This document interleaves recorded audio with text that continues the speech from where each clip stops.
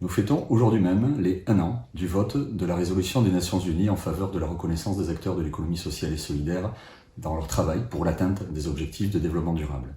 C'est une étape importante qui a été franchie il y a 1 an, car elle permet de reconnaître la légitimité des acteurs de l'économie sociale et solidaire d'une part, dans leur travail, dans l'innovation, leur engagement quotidien en faveur de la lutte contre les exclusions, contre les discriminations, dans leur combat pour les questions écologiques et environnementales. C'est aussi un travail qui reconnaît la légitimité des gouvernements locaux à agir au travers des politiques publiques en faveur du développement de l'économie sociale et solidaire.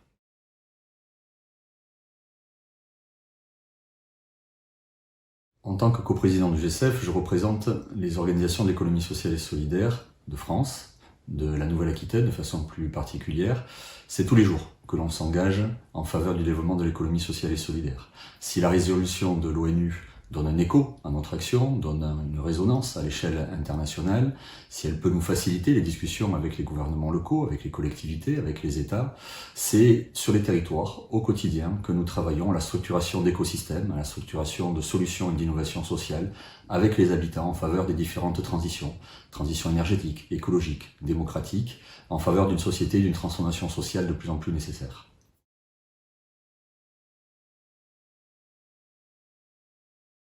Jacques Ellul disait « Il faut penser global et agir local ». Je crois que cette citation résume assez bien la raison pour laquelle nous sommes engagés au sein du G7.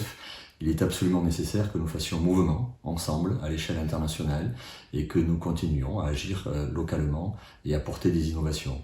La capacité aussi qu'offre le G7, c'est de pouvoir, auprès des gouvernements locaux, auprès des États, auprès des collectivités, à développer les politiques publiques de soutien à l'économie sociale et solidaire, mais aussi des politiques publiques qui seront favorables à des changements d'action, à des changements de paramètres, de paradigmes économiques et sociaux à l'échelle des territoires et des États. Je crois que c'est aussi la volonté d'attirer de plus en plus d'acteurs et d'actrices au sein de l'économie sociale et solidaire et d'impliquer les habitants et les habitantes, qui sera une condition de plus en plus nécessaire à la réussite des transformations et des transitions que nous avons à mettre en place. La perspective du Forum 2025 à Bordeaux, du Forum du G7,